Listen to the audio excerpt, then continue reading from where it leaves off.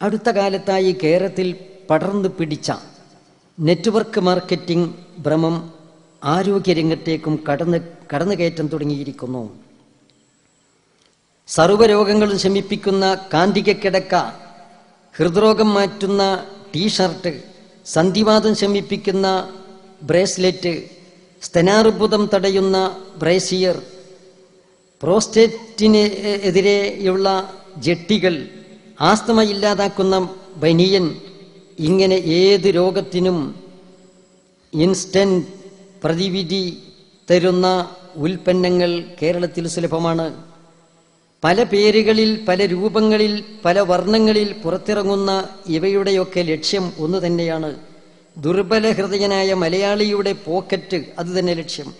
1000ഉം 1500ഉം രൂപ കൊടുത്ത് വാങ്ങുന്ന ജെട്ടി ധരിച്ചും ബ്രേസ്ലെറ്റ് കെട്ടിയും നമ്മൾ രോഗശമനം സ്വപ്നം കാണുമ്പോൾ മൾട്ടി ലെവൽ മാർക്കറ്റിംഗ് അഥവാ MLM ശൃംഖലയിലെ കണ്ണികൾ തടിച്ചു കൊടുക്കുന്നു. ഇങ്ങനെ തുടങ്ങി ഇത് സംബന്ധമായി ഇവരുടെ തട്ടിപ്പിൻ്റെ ഒരുപാട് ഉദാഹരണങ്ങൾ ഇതിൽ കുറിച്ച് നമുക്ക് കാണാൻ സാധിക്കും. ആധുനിക വൈദ്യശാസ്ത്രത്തിന് പൂർണ്ണമായും ചികിത്സിച്ചു ഭേദമാക്കാൻ കഴിയാത്ത പ്രമേഹം, സന്ധിവാതം, ആസ്തമ തുടങ്ങിയ രോഗങ്ങളാണ് ഈ കമ്പനികൾ ലക്ഷ്യമിടുന്നത്. ഒരുപാട് ചികിത്സ ചെയ്ത് പരാജയപ്പെട്ട രോഗികൾ അവസാന ആശ്രയമെന്ന നിലയിൽ വൻ വിലയുള്ള ഈ മരുന്നുകൾ വാങ്ങി പരീക്ഷിക്കുകയാണ്. സാമാന്യ യുക്തിക്കു നിരക്കാത്ത അവകാശവാദങ്ങളുമായാണ് ഈ ഉൽപ്പന്നങ്ങളുടെ വിതരണക്കാർ ജനങ്ങളെ സമീപിക്കുന്നത്. അത്ഭുതകരമായ രോഗശമനശേഷി തങ്ങളുടെ ഉൽപ്പന്നങ്ങൾക്കുണ്ടെന്നാണ് കമ്പനി അവകാശപ്പെടുന്നത്. പക്ഷേ ശാസ്ത്രീയമായ തെളിവുകളുടെ പിൻബലമോ വിദഗ്ധരുടെ സാക്ഷ്യപത്രമോ ഇല്ലാതെയാണ് ഈ അവകാശമെന്ന് മാത്രം. പിന്നെ ഒരു ക്രെഡിറ്റ് കാർഡ് പോലെ ഒന്നിറക്കിയിട്ടുണ്ട്. ക്രെഡിറ്റ് കാർഡിന് സമാനമായ ഈ കാർഡ് പോക്കറ്റിലിട്ട് സദാസമയവും ഹൃദയത്തോട് ചേർത്ത് കൊണ്ടു നടക്കുക. ഹൃദ്രോഗം പമ്പ കിടക്കും. മുഴുവൻ കാർഡിയോളജിസ്റ്റുകളുടെയും ജോലി കളയാൻ പര്യാപ്തമായ ഈ കാർഡിന് 1000ങ്ങളാണ് വില. അഹമ്മദാബാദിലെ consumer education and research society നൽകിയ പരാതിയെ തുടർന്ന് Gujarat food and drugs control commissioner കോണി ബയോ ഉൽപ്പന്നങ്ങൾ കണ്ടുകെട്ടുകയുണ്ടായി. കമ്പനിയുടെ അവകാശവാദങ്ങളുടെ ശാസ്ത്രീയത വ്യക്തമാക്കണമെന്ന് ആവശ്യപ്പെട്ട് കത്തു നൽകിയെങ്കിലും മറുപടി ലഭിക്കാത്തതിനെ തുടർന്ന് കമ്മീഷണർ ഗോഡൌൺ റെയ്ഡ് ചെയ്ത് ഉൽപ്പന്നങ്ങൾ പിടിച്ചെടുക്കുകയായിരുന്നു. പക്ഷാഘാതം തടയാനുള്ള ബെഡ്ഷീറ്റ്, രക്തസമ്മർദ്ദം നിയന്ത്രിക്കാനുള്ള ടീഷർട്ട്, ഗ്യാസ് ട്രബിളും മറ്റും ഒഴിവാക്കുന്ന പാൻറ് തുടങ്ങിയ നിരവധി ഉൽപ്പന്നങ്ങൾ ഗോഡൌണിൽ ഉണ്ടായിരുന്നു. ചുരുക്കി പറഞ്ഞാൽ ഇത് നിരോധിച്ച് ഇവരുടെ അവകാശവാദം അതാണ് പറയുന്നത്. സാധാരണക്കാരനെ അമ്പരിപ്പിക്കുന്ന എന്ന് മാത്രമല്ല, അല്പസ്വല്പം വിദ്യാഭ്യാസമുള്ള ആളുകളെപ്പോലും കെണിയിലകപ്പെടുത്തുന്ന വാദങ്ങളാണ് ഇവരുന്നയിക്കുന്നത്. 2003 ഡിസംബർ 28 മാതൃഭൂമി എഴുതി. അടുത്ത ദിവസം ഒന്നുകൂടി എഴുതി 29 അതിൽ പ്രസക്തമായ 1-2 വരികൾ വായിക്കാം. കോണി ബയോയെ സംബന്ധിച്ച് അമേരിക്കയിലെ ബഹിരാകാശ ശാസ്ത്രജ്ഞന്മാരുടെ ആരോഗ്യ സംരക്ഷണത്തിനായി നാസ പ്രത്യേകം തയ്യാറാക്കിയ വസ്തുവാണ് കോണി ബയോ എന്നാണ് ഉൽപാദകർ അവകാശപ്പെടുന്നത്. ഇതിന്റെ നിർമ്മാണ രഹസ്യം നാസയിൽ നിന്ന് ആരോ ചോർത്തിയെടുത്ത് വൻതോതിൽ ഉൽപാദനം തുടങ്ങുകയായിരുന്നു അത്രേ. നാസയുടെ ശാസ്ത്ര രഹസ്യങ്ങൾ ചോർത്തിയെടുത്തു എളുപ്പമുള്ള കാര്യമാണല്ലോ. എന്നിട്ട് സ്വകാര്യമായിട്ട് ലോകത്ത് മുഴുവൻ ഇത് പ്രചരിപ്പിച്ചു. എന്നിട്ട് നാസയുടെ അധികൃതർ അടങ്ങിയിരുന്നു എന്നോ? നിങ്ങൾ നോക്കുക തട്ടിപ്പിന്റെ രൂപം എങ്ങനെയുണ്ടെന്ന്. സാധാരണക്കാരായ ഉപഭോക്താക്കളെ കബളിപ്പിക്കാനുള്ള ഈ വാദത്തിൽ അമേരിക്കയിലെ ഏറ്റവും വലിയ ശാസ്ത്ര സ്ഥാപനത്തെ തന്നെ കരുവാക്കി എന്നത് പ്രത്യേകം ശ്രദ്ധിക്കേണ്ട കാര്യമാണ്. നോക്കുക, ശാസ്ത്രീയമെന്ന് തോന്നുന്ന ചില പദങ്ങൾ നിരത്തി ഉപഭോക്താക്കളുടെ കണ്ണിൽ പൊടിയിടുകയാണ് യഥാർത്ഥത്തിൽ ഇവർ ചെയ്യുന്നത്. വൈദ്യശാസ്ത്ര ഗവേഷണങ്ങളുടെയോ ക്ലിനിക്കൽ പഠനങ്ങളുടെയോ ഒന്നും പിൻബലമില്ലാതെയാണ് ഈ അവകാശവാദങ്ങൾ ഉന്നയിക്കുന്നത്. കോണി ബയോ പ്രചരിക്കുന്നതിന് എത്രയോ മുമ്പ് തന്നെ സമാന ചില ആരോഗ്യ സംരക്ഷണ ഉൽപ്പന്നങ്ങൾ കേരളത്തിൽ വിറ്റുവന്നിരുന്നു. കാർഗോസോക്ടി എന്ന പ്രത്യേകതരം ചായ ഇക്കൂട്ടത്തിൽപ്പെട്ടതാണ്. ഒരു പ്രത്യേക ഫംഗസിൽ ചായ ഒഴിച്ചു വെച്ച് അത് കുടിച്ചാൽ അരോഗദൃഢഗാത്രരാവാം എന്നായിരുന്നു പ്രചാരണം. അതുപോലെ ഗാനോഡർമ എന്ന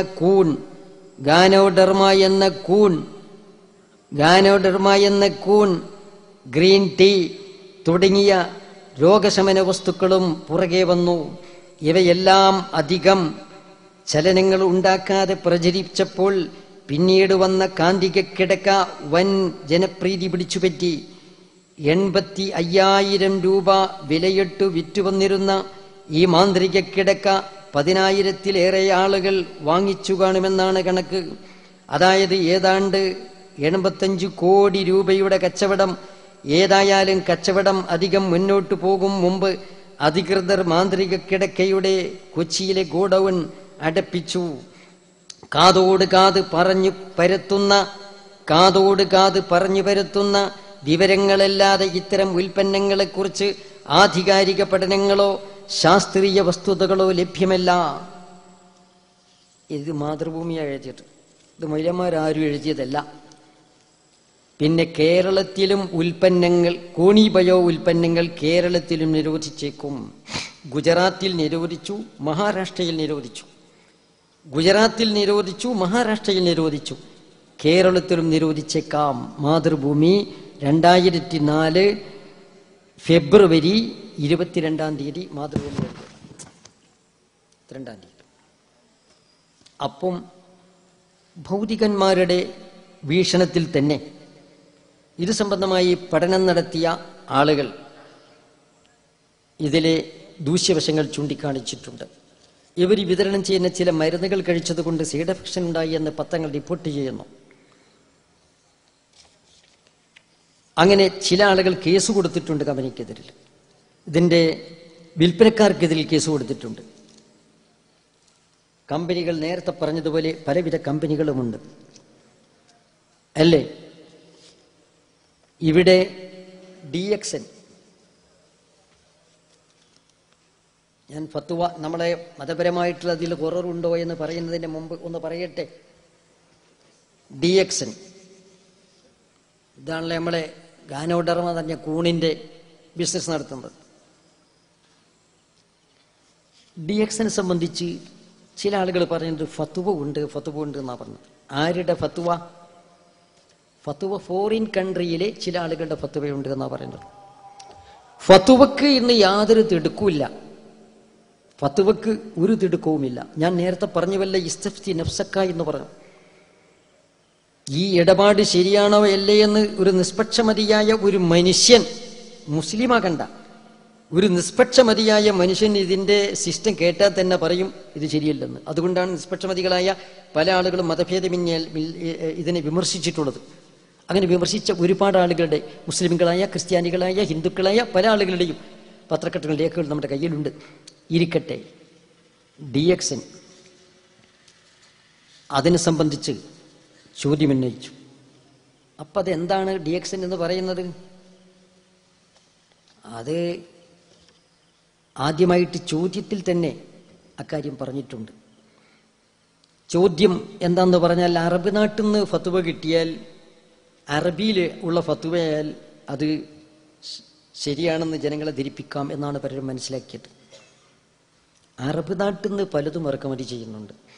അറബ് നാട്ടിലെ ഫത്വ എന്ന് പറഞ്ഞിട്ടുണ്ടെങ്കിൽ, നമ്മുടെ സൗദി അറേബ്യയിൽ അവിടുത്തെ പണ്ഡിതന്മാർ, വിവിധ പണ്ഡിത സഭകളും ഉന്നത പണ്ഡിത സഭയും ഇൻഷുറൻസ് ഹറാമാകുന്നു എന്ന് എഴുതി മുസ്ലിം വേൾഡ് ലീഗിന്റെ മുഖപത്രമായ റാബിത്തത്തുൽ ആലമിൽ ഇസ്ലാമിൽ എഴുതിയതിന്റെ കോപ്പി എൻ്റെ കയ്യിൽ കാണും. ഇന്നിപ്പോൾ അവിടെ എന്തായി? ഫത്വ ഭരണകൂടം തന്നെ അമേരിക്കയുടെ പ്രേരണയ്ക്ക് വശംവദമായി ഫത്വ മാറ്റി ഫത്വ കൊടുക്കാൻ അവിടെ ആളുകളുണ്ടായി. ഫത്വന്റെ സ്ഥിതി അതാണ്. ഇവിടെ ചോദ്യം എന്താണ്? നവദ്ദുവൻ നർഫയില സമാഹത്തിക്കും ഹാദസുഅലൻ ഹില്ലിയത്തി ഹുർമത്തിൽ മുആമലത്തി താലിയ. പിറകെ വരുന്ന ഇടപാട് ഹലാലാണോ ഹറാമാണോ എന്ന ഒരു ചോദ്യം നിങ്ങളുടെ തീർച്ചവിധത്തിലേക്ക് നിങ്ങൾ സമർപ്പിക്കുകയാണ്. അവിടെ 1992 ചൂണ്ടിക്കാണിച്ചുകൊണ്ട് പറയുന്നു, ഫില്ലാമി ഈ വർഷത്തിൽ അൻഷഅത്ത് ഷിർക്കത്ത് മാലീസിയ ഇസ്മുഹ DXN തഖൂമു ബിസിറാഅത്തി വഇൻതാജി നഉമിനൽ ഫുത്രിൽ അഹ്മരിൽ മഅറൂഫി ബിസ്മി ഗാനോഡർമ. 1992 ആണ്ടിൽ DXN എന്ന പേരുള്ള ഒരു മലേഷ്യൻ കമ്പനി, ഉൻഷിയത്ത് ഷിർക്കത്തും മാലിസിയത്തും ഇസ്മുഹ DXN, തക്കുമ ബിസിറാറ്റി വൈൻതാജി നൗഇമിനൽ ഫുത്രിൽ അഹ്മരിൽ മാറൂഫി ബിസ്മി ഗാനോഡർമ. ഗാനോഡർമ എന്ന പേരിൽ അറിയപ്പെടുന്ന ഒരു പ്രത്യേക ഇനം കൂൺ അത് കൃഷി ചെയ്ത് ഉൽപ്പാദിപ്പിക്കുക എന്ന ഒരു ദൗത്യം ഏറ്റെടുത്ത് നടത്തിക്കൊണ്ടിരിക്കുകയാണ് ഈ കമ്പനി, DXN കമ്പനി. വഹുവ ഫുത്തുറുൻ ദു ഖസായിസ് തിബ്ബിയ്യ വ മുഫീദുൻ ലിസിഹത്തിൽ ഇൻസാൻ. വളരെ വൈദ്യശാസ്ത്രപരമായ പല സവിശേഷതകളുമുള്ള ഒരു കൂടാണ് ഇത്. കൂണിൻ്റെ സവിശേഷതയെ നമ്മൾ തള്ളിപ്പറയുന്നില്ല. കൂണിന് സവിശേഷതയുണ്ടോ, ഔഷധ വീര്യമുണ്ടോ, അതൊക്കെ തീരുമാനിക്കേണ്ടവർ വേറെ ആളുകളാണ്. നമ്മളിപ്പോൾ ഇവിടെ ഈ പറഞ്ഞ ഫത്വയെക്കുറിച്ചാണ് പറയുന്നത്. ഓ മുഫീദുൽ ലിസിഹത്തിൽ ഇൻസാൻ, മനുഷ്യന്റെ ആരോഗ്യത്തിന് ഫലപ്രദമാണ്. ഹസ്ബൽ മുഹൂസിൽ അരീദത്തിലെത്തി ഉജിരിയത്ത് അലേഹി, ഈ കൂണ് സംബന്ധമായി നടത്തപ്പെട്ട ഗവേഷണങ്ങളുടെ അടിസ്ഥാനത്തിൽ ഉഹുബി കുത്തുബിത്തി ബി സീനിയി ബി മലിക്കിൽ ഐഷ, ചൈനീസ് വൈദ്യശാസ്ത്ര ഗ്രന്ഥങ്ങളിൽ ഇത് പുഷ്പങ്ങളുടെ രാജാവ് എന്ന പേരിലാണ് അറിയപ്പെടുന്നത്. വശിർക്കത്ത് തംതരിക്കു അക്സറമിൻ സിറ്റീന മസ്റഅത്തൻ അലാ മസാഹത്തി 25 ഹെക്ടാർ. ഈ കമ്പനി 60ഓളം കൃഷിയിടങ്ങൾ 25 ഹെക്ടർ വിസ്തീർണത്തിലായി ഉടമപ്പെടുത്തുന്നുണ്ട്. ബിൽ ഇലാഫത്തില മജ്മുഅത്തി മസാനിയ ഇൻതാജി മുൻതജാത്തിൻ യദ്ഖുലു ഫി ഇൻതാജിഹിൽ ഫുത്റുൽ അഹ്മർ. മാത്രമല്ല ഈ കമ്പനിക്ക് ഏതാനും ഫാക്ടറികളുടെ സമുച്ചയമുണ്ട്. ആ കമ്പനികൾ ചില ഉൽപ്പന്നങ്ങൾ ഉൽപ്പാദിപ്പിച്ചുകൊണ്ടിരിക്കുന്നു. ആ പ്രൊഡക്റ്റുകളുടെ കൂട്ടത്തിൽ ഈ ഗാനോഡർമ എന്ന് പറയുന്ന കൂണും പെടുന്നതാണ്. കൗൻസിലിൻ നസാസി, അതാണ് അടിസ്ഥാനപരമായിട്ട്. ഒമിൻ മുന്തജാത്തി ഷിർക്ക, ഈ കമ്പനിയുടെ ഉൽപ്പന്നങ്ങളിൽ പെട്ടതാണ് മസ്ഹൂക്ക് ബൗദറത്തിൽ ഫുത്റുൽ അഹ്മർ, ഗാനോഡർമ പൗഡർ, ബാദു അൻവാഹിൽ കഹ്വ വസായി, ചിലയിനം കാപ്പികളും ചായകളും, മുന്തജാത്തു അതുപോലെ തന്നെ മുന്തജാത്തുൽ ഇനായത്തി ബിൽ ജിസ്മി മിസ്ലു സാബൂൻ വ ഷാംപൂ വമആജീനിൽ അസ്നാൻ, ശരീര ആരോഗ്യവുമായി ബന്ധപ്പെട്ടിട്ടുള്ള സോപ്പ്, ഷാംപൂ, അതുപോലെ തന്നെ ടൂത്ത് പേസ്റ്റുകൾ തുടങ്ങിയ സാധനങ്ങളും. ഓയിറുഹൽ കസീർ, ഇതല്ലാതെ വേറെയും ഉൽപ്പന്നങ്ങളുണ്ട്. മിനൽ മുന്തജാത്തി തബീഇയ്യത്തി ലത്തി ലാ തഹ്തവി അലാ മവാദിൻ കീമിയായിയ ഔ സിനാഇയ്യ, കൃത്രിമമോ അതല്ലെങ്കിൽ കെമിക്കൽ പദാർത്ഥങ്ങൾ ഉള്ളതുമായ ഒന്നും ഉൾക്കൊള്ളാത്ത നേച്ചറലായ ഉൽപ്പന്നങ്ങളാണ് ഈ കമ്പനി ഉൽപ്പാദിപ്പിച്ചുകൊണ്ടിരിക്കുന്നത്. ഇന്ദത്തിബാടി ഉസ്ലൂബി തസ്വീഖി തഖ്ലീദി തക്കൂനിൽ മുന്തജാത്തു ബാഹില, ഇവിടെ ട്രഡീഷണൽ മാർക്കറ്റിംഗ് സിസ്റ്റം, പരമ്പരാഗതമായ വിപണന രീതി, ഇന്ന് നിലവിലുള്ള പരമ്പരാഗതമായ വിപണന രീതി സ്വീകരിക്കുമ്പോൾ അവിടെ ഉൽപ്പന്നങ്ങൾ വിലപ്പേറുള്ളതാകും, വില കൂടുതലാകും. നിദർലി തകാലീഫി തസ്വീഖി തഖ്ലീദി മിൻ ഹൈസു തൗസീഅ് വൽ ഇദാറ വൽ ബുനത്തഹ്തിയ വത്തംവീൽ. അത് എന്തുകൊണ്ടാണ് വില കൂടുതൽ നോക്കണം. ചോദ്യത്തിൽ തന്നെ നിലവിലിരിക്കുന്ന ചോദ്യം അങ്ങനെയാണ്.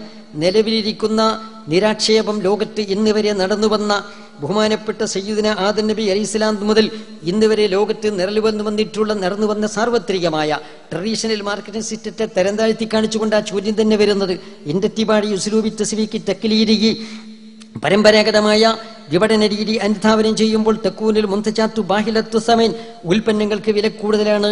നെദറൻലി തകാലീഫി തസ്വീഖി തഖ്ലീദി, എന്തുകൊണ്ട് ഈ പരമ്പരാഗതമായ വിപണന രീതിയുടെ ചെലവുകൾ നോക്കുമ്പോൾ അങ്ങനെ മനസ്സിലാക്കാൻ സാധിക്കും. മിൻ ഹൈസു തൗസീ, വിഭജന ചെലവ്, അതിന്റെ വിതരണ ചെലവുണ്ട്. വല്ലിദാറ, അതിന്റെ മാനേജിംഗ് ചെലവുണ്ട്. ഉൽബനത്തഹ്തിയ, കീഴ്ത്തട്ടുകളുടെ ചെലവുണ്ട്. വത്തംവീൽ, മറ്റ് സാമ്പത്തിക മുടക്കുകളുണ്ട്. ഇതുകൊണ്ട് ലിദാ ഫഖദ് ഖാമത്ത് ഹാദിഹിൽ മുഅസ്സസ ബിതബന്നി നിലാമിൻ ഖാസിം ഫി തസ്വീഖിൽ മുന്തജാത്ത്. അതുകൊണ്ട് ഈ കമ്പനി, ഈ സ്ഥാപനം ഇവിടെ ചില ഉൽപ്പന്നങ്ങൾ മാർക്കറ്റിംഗ് നടത്തുന്നതിന് വേണ്ടി പ്രത്യേകമായ ഒരു വ്യവസ്ഥ ആവിഷ്കരിച്ചിരിക്കുകയാണ്. യഖ്തലിഫു അൻ നിലാമി തഖ്ലീദി, ഈ പരമ്പരാഗതമായ ആ സിസ്റ്റത്തിന് വിരുദ്ധമായിട്ട്. വഹുവ ഉസ്ലൂബ് തസ്വീഖ് അൽ മുതഅദ്ദിദിൽ മുസ്തവയാത്ത്, ഇത് മൾട്ടി ലെവൽ മാർക്കറ്റിംഗ് സിസ്റ്റമാണ്.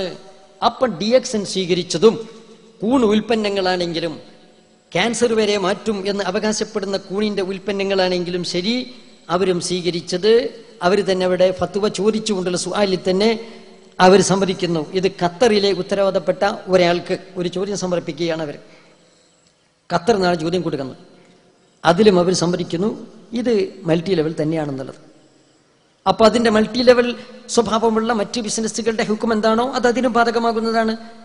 ഹൈസുത്തുതിയു ഷിർക്കത്തു ഫുർസത്തൻ ലിസബായിനിഹ, ഈ കമ്പനി അതിലെ കസ്റ്റമേഴ്സിന് ചാൻസ് കൊടുക്കുന്നു. ലി തെർവീജിലി മുന്തജാറ്റിഹ അതിൻ്റെ ഉൽപ്പന്നങ്ങൾ ചെലവഴിക്കുവാൻ. ബഅദ യുജദ്ദിബുൽ മുന്തജാറ്റി ബി അൻഫുസിഹിം സ്വയം ഉൽപ്പന്നങ്ങളൊക്കെ അനുഭവിച്ച് പരിശോധിച്ചതിന് ശേഷം ബിയൻ യഖൂമു ബിശ്റായി മജ്മുഅത്തി മുന്തജാറ്റിൻ ബിഹുദൂദി 20 റിയാലിൻ ഒമാനിയൻ 20 ഒമാൻ റിയാലിന് പകരം 20 ഒമാൻ റിയാൽ കൊടുത്തുകൊണ്ട് ഏതാനും ഉൽപ്പന്നങ്ങൾ അവർ വാങ്ങണം. അങ്ങനെ അതോടുകൂടി അവർ ആ മെമ്പറായി. ഒബിത്താലി യുംകിനുഹുൽ ഇസ്തിഫാദത്തി മിനൽ മാലിൽ മുഖസ്സസി ലിസുബിലി ദായിയ വൽ വസത്താ ആ പരമ്പരാഗത മാർക്സിസ്റ്റ് സിസ്റ്റത്തിൽ പരസ്യത്തിന് വേണ്ടിയും ഇടത്തട്ടുകാർക്ക് വേണ്ടിയും നീക്കിവെച്ച സംഖ്യ ഇവർക്ക് നേടാൻ സാധിക്കുന്നു. ഓ തംനഹു സിർഖത്തു ഫുർസത്ത് തെർവീജി ലിമുന്തജാറ്റിഹ മാത്രമല്ല കമ്പനി അതിൻ്റെ ഉൽപ്പന്നങ്ങൾ വിറ്റഴിക്കുവാനുള്ള ചാൻസ് കൂടി കൊടുക്കുന്നു.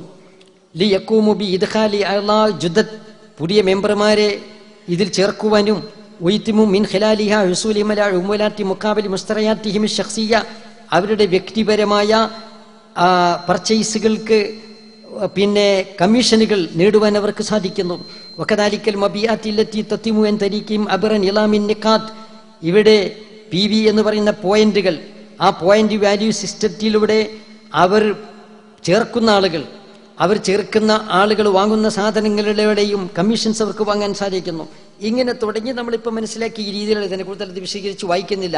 ഫത്വ ചോദിച്ചുകൊണ്ട് അവർ എഴുതി അറിയിച്ചിട്ടുള്ള കാര്യത്തിൽ അതിൽ വേറൊരു കാര്യം പറയുന്നത് എന്താണെന്ന് പറഞ്ഞാൽ കമ്മീഷനുകളുടെ വ്യവസ്ഥ പറഞ്ഞിട്ടുണ്ട്. അതായത് ഒരു 81 PV മുതൽ 299 PV വരെയാണെങ്കിൽ 6%, 300 PV മുതൽക്ക് 999 PV വരെയാണെങ്കിൽ 9%, 1999 മുതൽക്ക് 1000 PV വരെ പർച്ചേസ് നടത്തുന്നുവെങ്കിൽ 12%, അങ്ങനെ 2000 പിന്നെ മുതൽക്ക് 3249 വരെ PV വരുന്ന പിന്നെ പർച്ചേസാണ് നടത്തുന്നതെങ്കിൽ 15%, അതുപോലെ 3250 മുതൽ 5000 വരെയാണെങ്കിൽ പിന്നെ 18%, 5000 എത്തിക്കഴിഞ്ഞാൽ 21%, 6000 എത്തിക്കഴിഞ്ഞാൽ 6000 PV വരുന്ന കച്ചവടമാണ് നടത്തുന്നതെങ്കിൽ 25% കമ്മീഷൻ കിട്ടുന്നു.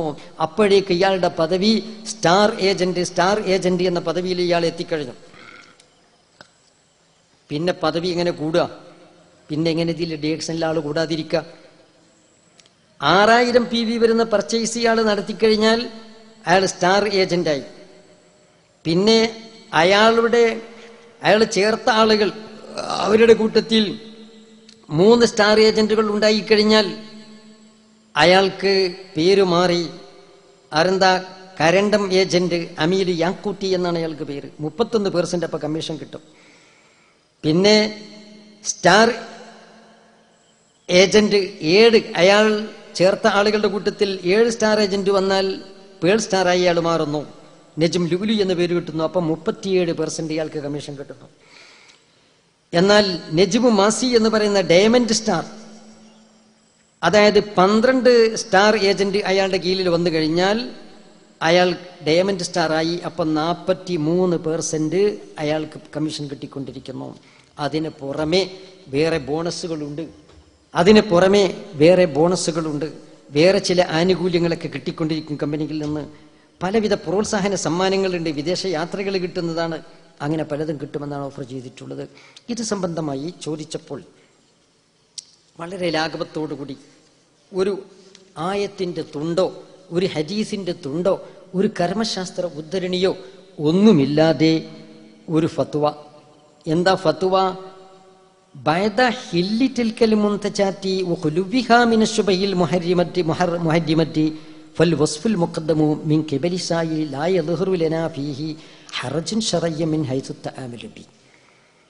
ഉൽപ്പന്നങ്ങളൊക്കെ ഹലാലാണെങ്കിൽ അതിൽ ഹറാമാകുന്ന മറ്റ് അബദ്ധങ്ങളൊന്നും ഇല്ലെങ്കിൽ ഫൽ വസ്ഫുൽ മുഖദ്ദമു മിൻ ഖിബലി ചോദ്യകർത്താവ് പറഞ്ഞ വിശദീകരണം അനുസരിച്ച് ലാ യദ്ഹുറു ലനാ ഫീഹി ഹറജുൻ ശറയ്യ മതപരമായിട്ട് തെറ്റൊന്നും ഉണ്ടെന്ന് നമുക്ക് തോന്നുന്നില്ല. മിൻ ഹൈസു തആമലു ബിഹി ഇങ്ങനെ ഇടപാട് നടത്തുന്ന ഭാഗത്തിൽ കൂടി ഇത് ലൈസ ഫീഹി ശൈഉം മിമ്മാ നുഹി അൻഹു ശറഅൻ ശറയിൽ നിരോധിച്ചു ഒന്നും അതിൽ കാണുന്നില്ല. വലാ ഹുവ മിമ്മാ യുഅദ്ദി ഇലാ മൻഹിയൻ അൻഹു ശറഅൻ ശറയിൽ നിരോധിച്ച കാര്യത്തിലേക്ക് കൂട്ടുന്നതും കാണുന്നില്ല. അതുകൊണ്ട് ഫയതവഖഫുൽ ജവാസു ശറഇ ഫീഹി അല തറാദി ബൈനൽ മുതഅക്കിദൈനി ഇടപാട് നടത്തുന്ന രണ്ട് ആളുകൾക്കും അങ്ങോട്ടും ഇങ്ങോട്ടും പൊരുത്താണെങ്കിൽ ഇവിടെ ഇത് ജായിസാണെന്ന് പറയാം. എന്ന് പറഞ്ഞുകൊണ്ട് അവിടെ ഫത്വ അവസാനിപ്പിച്ചിരിക്കുകയാണ്. ഏതാനും 1-2 വരികൾ പിന്നെ പറഞ്ഞിട്ടുണ്ട്. ഇതിലൊന്നും ഒരു തെളിവും പറഞ്ഞിട്ടില്ല. ഈ ഇടപാടിൻ്റെ ഈ സ്വഭാവത്തിൽ അതിൻ്റെ സാധൂകരണത്തിന് ഒരു ആയത്തോ ഒരു ഹദീസോ ഒരു ഫിഖ് ഗ്രന്ഥങ്ങളുടെ ഒരു ഉദ്ധരണിയോ പറയാതെയാണ് അങ്ങനെ ഖത്തറിലെ ഒരു പണ്ഡിതൻ്റേത് സൗദിയിലെ ഒരു പണ്ഡിതനോട് ചോദിച്ചിട്ട് അയാളുടെ മറുപടി രസമുണ്ട്. അയാളുടെ മറുപടി എന്താ കാര്യങ്ങൾ ഹാദത്തആമുലിൽ മസ്ഊലു അൻഹു, ചോദിക്കപ്പെട്ട ഈ ഇടപാട് നോക്കണം നിങ്ങൾ. ഖുർആനും സുന്നത്തും നോക്കി മാത്രമേ പറയാൻ പാടുള്ളൂ, ഫിഖ് ഗ്രന്ഥമൊന്നും പാടില്ല എന്നൊക്കെ പറയുന്ന ആൾക്കാരുണ്ടല്ലോ. അവരുടെ ഫത്വയുടെ രസം എന്താണ്? എന്ത് ഖുർആന്, എന്ത് സുന്നത്ത്, എന്ത് ഫിഖ് ഒന്നുമില്ല. ഹാദത്തആമുലിൽ മസ്ഊലു അൻഹു അല്ലദീ യദ്ഹുറു ലി, ഈ ചോദിച്ച ഇടപാട് അല്ലദീ യദ്ഹുറു ലി, എനിക്ക് വ്യക്തമാക്കുന്നത്. നേരത്തെ പറഞ്ഞല്ലോ വീട്ടിൽ ചെന്ന് ഭാര്യനോട് പറയുമെന്ന് പറഞ്ഞ അതിൽ അല്ലദീ യദ്ഹുറു ലി അന്നഹു ലാ ബഅസ ബിഹി വഅന്നഹു ജായിസ് വസല്ലല്ലാഹു വസല്ലമ അലാ നബിയിനാ മുഹമ്മദിൻ വആലിഹി വസഹബി. കഴിഞ്ഞു, ഫത്വ കഴിഞ്ഞു. എത്ര എളുപ്പമുണ്ട് ഫത്വക്ക്. എങ്ങനെ? ഹാദത്തആമുൽ മസ്ഊലുന് ചോദിച്ച ഈ ഇടപാട് അല്ലദീ യദ്ഹുറു ലി, എനിക്ക് മനസ്സിലാകുന്നത്, എനിക്ക് വ്യക്തമാകുന്നത് അന്നഹു ലാ ബഅസ ബി, അത് വിരോധമില്ല എന്ന്. വഅന്നഹു ജായിസുൻ, അത് അനുവദനീയമാണ്. വസല്ലല്ലാഹു വസല്ലമ അലാ സയ്യിദിനാ മുഹമ്മദിൻ വആലിഹി വസഹബി അജ്മഈൻ. ഈ ഫത്വ പൊക്കിപ്പിടിച്ചാണ് ചില ആളുകൾ വാസ്തവത്തിൽ ഇത് അനുവദനീയമാണ് എന്ന് വാദിക്കുന്നത്. നമ്മൾ ഒരു കാര്യം സമ്മതിച്ചിട്ടുണ്ട്, ലോകത്ത് പല വാദക്കാരും പല ചിന്താഗതിക്കാരുമുണ്ട്. ആർക്ക് ഫത്വ വേണമെങ്കിലും ഇപ്പം എന്ത് കിട്ടും? എന്തിനും ഫത്വ കിട്ടും. ഫത്വ കിട്ടാത്തൊരു സംഗതിയില്ല. ഏത് കാര്യത്തിനും ഫത്വ വേണോ ഫത്വ കിട്ടും. അല്ലേ? ഒരു പണ്ഡിതന്റെ വേഷമണിഞ്ഞവനോ പണ്ഡിതന്റെ പേരുള്ളവനോ ആയ ഏതൊരാളെയും ഇന്ന് ഏതൊരു പ്രസ്ഥാനത്തിനും കിട്ടും. അങ്ങനത്തെ ഒരു കാലഘട്ടമാണുള്ളത്. നമുക്ക് അല്ലാഹു മനസ്സാക്ഷി തന്നിട്ടുണ്ട്. നമ്മൾ ഉദാത്തമായ ഫിഖ് ഗ്രന്ഥങ്ങളുടെ അടിസ്ഥാനത്തിൽ ഇസ്ലാമിക കർമ്മശാസ്ത്രം അത് സ്വീകരിച്ച് ജീവിക്കുന്നവരാകുന്ന, ഖുർആനും സുന്നത്തും മുറുകെ പിടിക്കുന്നവരാണ് നമ്മൾ. ഖുർആനിലും സുന്നത്തിലും വ്യക്തമായി പറഞ്ഞിട്ടില്ലാത്ത കാര്യങ്ങൾ അത് മഹാന്മാരായ മുജിത്തുകൾ ഇത്തിഹാദിച്ച് നമ്മുടെ മുമ്പിൽ അവതരിപ്പിച്ചിട്ടുണ്ട്. അതുകൊണ്ട് തന്നെ മദ്ഹബ് സ്വീകരിക്കൽ നമുക്ക് നിർബന്ധമാകുന്നു. മഹാന്മാരായ സ്വഹാബത്തിന്റെ കാലം തൊട്ട് തുടർന്നു വരുന്ന കാര്യമാണ്. ഖുർആനിലും സുന്നത്തിലും വ്യക്തമായി പറഞ്ഞിട്ടില്ലാത്ത കാര്യങ്ങൾ അത് മുജിത്തഹിദികൾ പറയണമെന്നും മുജിത്തഹിദികളോട് ഫത്വ ചോദിക്കണമെന്നും മുജിത്തഹിദികളെ അംഗീകരിച്ച് ജീവിക്കണമെന്നും അവരെ തക്ലീദ് ചെയ്യണമെന്നും മഹാനായ ഹുജ്ജത്തുൽ ഇസ്ലാം അബൂ ഹാമിദ് അൽ ഗസാലി റഹ്മത്തുള്ളാഹി അലൈഹി അദ്ദേഹത്തിന്റെ വിശ്വവിഖ്യാതമായ കർമ്മശാസ്ത്ര നിദാനശാസ്ത്ര ഗ്രന്ഥമായ ഉസൂലുൽ ഫിഖിന്റെ ഗ്രന്ഥമായ അൽ മുസ്തസ്ഫയിൽ മഹാനവറുകൾ പറഞ്ഞിട്ടുണ്ട്, മുസ്ലിം ലോകത്തിന്റെയും മാത്രമല്ല സഹാബത്തിന്റെയും ഇജ്മാ ആണ് വാസ്തവത്തിൽ മുജിത്തഹിദുകളായ ആളുകളെ തക്ലീദ് ചെയ്യണമെന്നത്. മുജിത്തഹിദുകളല്ലാത്തവർ മുജിത്തഹിദുകളായ ആളുകളെ തക്ലീദ് ചെയ്യണമെന്നത് മുസ്ലിം ലോകത്തിന്റെ ആണ്. അതുകൊണ്ട് ഖുർആനും ഹദീസും സ്വീകരിക്കുക എന്ന് പറഞ്ഞാൽ ആ ഖുർആനും ഹദീസിനും മഹാന്മാരായ സഹാബത്ത് നൽകിയ വ്യാഖ്യാനം സ്വീകരിക്കുക എന്നതാണ്, അഇമ്മത്ത് നൽകിയ വ്യാഖ്യാനം സ്വീകരിക്കുക എന്നതാണ്. ആ വ്യാഖ്യാന പ്രകാരമാണ് നമ്മൾ നിസ്കരിക്കുന്നത്, ആ വ്യാഖ്യാന പ്രകാരമാണ് നമ്മൾ നോമ്പെടുക്കുന്നത്, ഹജ്ജ് ചെയ്യുന്നത്, സക്കാത്ത് കൊടുക്കുന്നത്, എല്ലാം അങ്ങനെയാകുന്നു. അതുകൊണ്ട് ലക്ഷക്കണക്കിന് ഹദീസുകൾ പഠിച്ച് അതിൽ വ്യക്തമായി പറഞ്ഞത് ഏത് അവ്യക്തമായി പറഞ്ഞത് എന്ന് വേർതിരിച്ച് അത് ഗവേഷണം ചെയ്ത് എടുത്ത് ഓരോ മുസ്ലിമിനും ജീവിക്കാൻ സാധിക്കുകയില്ല. അതിന് എന്നുള്ളവർക്ക് കഴിയുകയില്ല എന്ന കാര്യം ഉറപ്പാണ്. ഹിജറ 4 നൂറ്റാണ്ടിന് ശേഷമായി മഹാന്മാരായ ചതുർ ഇമാമുകൾക്ക് തുല്യരായ ആരും വന്നിട്ടില്ലെന്നും അതുകൊണ്ട് 4 മദ്ഹബ് സ്വീകരിക്കണമെന്നും മുസ്ലിം പണ്ഡിതന്മാർ നമ്മളെ ഏകോപിച്ചുകൊണ്ട് നമ്മളെ പഠിപ്പിച്ചിരിക്കുകയാണ്. അതുകൊണ്ട് മദ്ഹബിന്റെ അടിസ്ഥാനത്തിൽ ഫിഖ്ഹിന്റെ അടിസ്ഥാനത്തിൽ നമുക്ക് എന്ത് മനസ്സിലാക്കാൻ സാധിക്കുന്നു? ഓരോ ഹദീസിൽ പറഞ്ഞ കാര്യം തന്നെ ഫുഖഹാവും ചൂണ്ടിക്കാണിച്ചു. ഓരോ വരുന്ന ഒരു ഇടപാടുമായും ബന്ധപ്പെടാൻ പാടില്ല എന്ന്. അങ്ങനെയാണെങ്കിൽ നെറ്റ്വർക്ക് ബിസിനസ്സിൽ ഓരോ ഉണ്ടോ ഇല്ലേ? അതാണ് നമുക്ക് നോക്കുവാനുള്ളത്. ഒന്നാമതായിട്ട് നമുക്ക് പരിശോധിക്കാം, ഇടപാട് നടക്കുന്നു, കച്ചവടം. ഞാൻ ഒരു നെറ്റ്വർക്ക് ബിസിനസ് കമ്പനിയുടെ ഐഡിയ ആകാൻ ആഗ്രഹിക്കുന്നു. അതിനുവേണ്ടി ബിസിനസ് സ്റ്റാർട്ടർ കിറ്റ് ഞാൻ വാങ്ങുന്നു. ഒരു നിശ്ചിതമായ സംഖ്യ കമ്പനിക്ക് കൊടുത്തുകൊണ്ട് കിറ്റ് വാങ്ങുന്നു. അങ്ങനെ കിറ്റ് വാങ്ങുമ്പോൾ അവിടെ ഞാൻ ഒരു സംഖ്യ കൊടുക്കുന്നു. സംഖ്യ കൊടുക്കുന്നത് എന്തിനു വേണ്ടിയാണ്? നേരത്തെ ഇവിടെ വായിച്ചതുപോലെ ഇതിലെ മെമ്പറാകുന്നത് എന്തിനു വേണ്ടി? കേവലം ഉൽപ്പന്നം എനിക്ക് വാങ്ങാൻ വേണ്ടിയോ എനിക്ക് ഉപയോഗിക്കാൻ വേണ്ടിയാണോ? അതിനെക്കുറിച്ച് ഇവിടെ ചർച്ചയില്ല. ഏതെങ്കിലും കമ്പനിയുടെ ഒരു പ്രൊഡക്റ്റ് വാങ്ങാമോ എന്ന കാര്യത്തിൽ ഇവിടെ ചർച്ചയില്ല. പ്രൊഡക്റ്റ് വാങ്ങി എന്നിട്ട് വേറെ കൂടുതൽ വിലക്ക് വിൽക്കാമോ എന്നതിനെക്കുറിച്ചും ചർച്ചയില്ല. അതൊക്കെ സാധാരണഗതിയിൽ ജായിസായ കാര്യങ്ങളാണ്. ഇവിടെ ഞാൻ മെമ്പറാകുന്നത് എന്തിനു വേണ്ടി? എനിക്ക് കീഴിൽ വല സൃഷ്ടിക്കുവാൻ വേണ്ടിയാണ്. ആ വലയിലൂടെ വരുന്ന, ആ ശൃംഖലയിൽ വരുന്ന എൻ്റെ പേഴ്സണൽ ഗ്രൂപ്പിലും പിന്നെ ഫസ്റ്റ് ജനറേഷൻ, സെക്കൻഡ് ജനറേഷൻ എങ്ങനെ തുടങ്ങിയ ലെവലുകളിലും താഴെ ലെവലുകളിലും നടക്കുന്ന പർച്ചേസുകളുടെ കമ്മീഷൻസ് എനിക്ക് കിട്ടണം. അതിനു വേണ്ടിയാണ് ഞാൻ മെമ്പറാകുന്നത്. അപ്പോൾ ഞാനൊരു കിറ്റ് വാങ്ങുന്നു. കിറ്റ് വാങ്ങുമ്പോൾ അവിടെ ഒരു വിപണനം, ഒരു കച്ചവടം നടക്കുന്നു.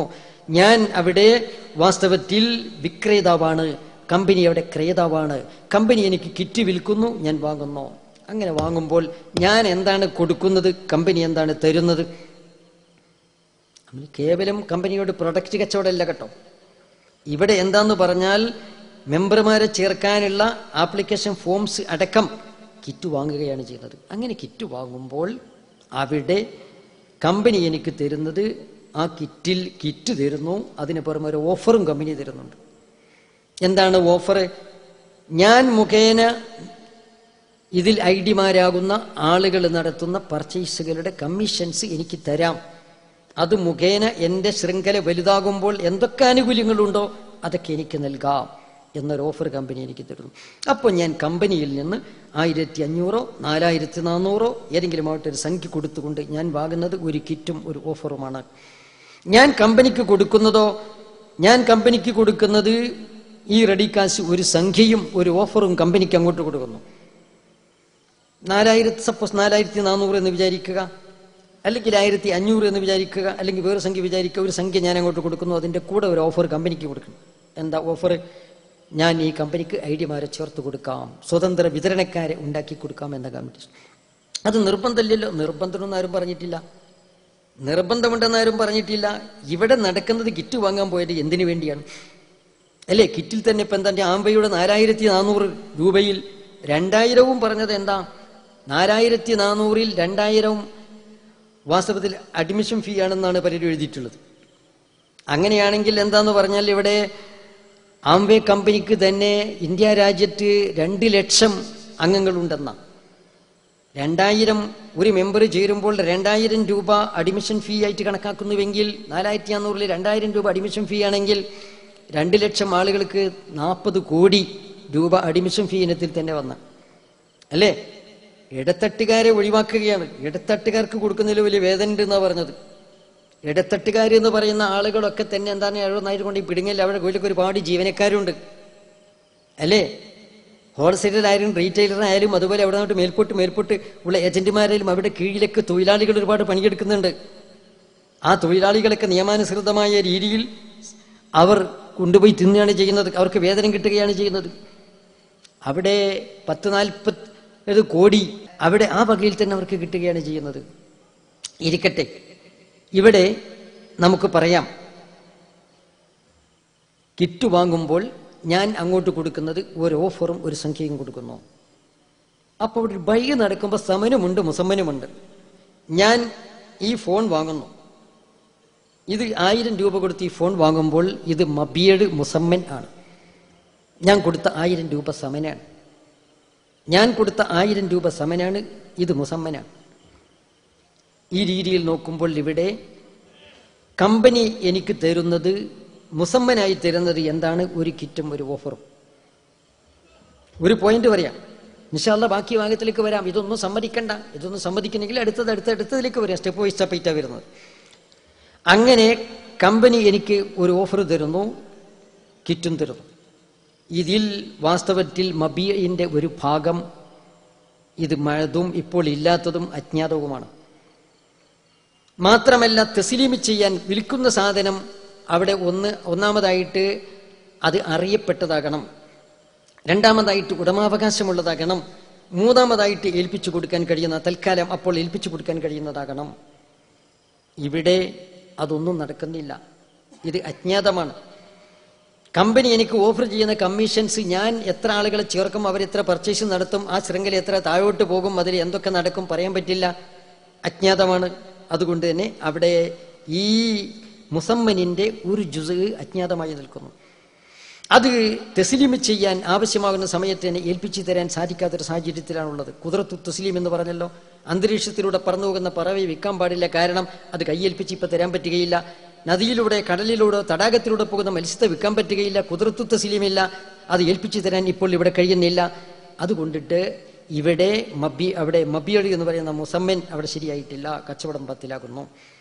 സമനിലും അങ്ങനെ ഉണ്ട്, ഓഫറിനെ സംബന്ധിച്ചിടത്തോളം അവിടെ ഇരിക്കട്ടെ. പിന്നെ മറ്റൊരു കാര്യം എന്താന്ന് പറഞ്ഞാൽ, ഇവിടെ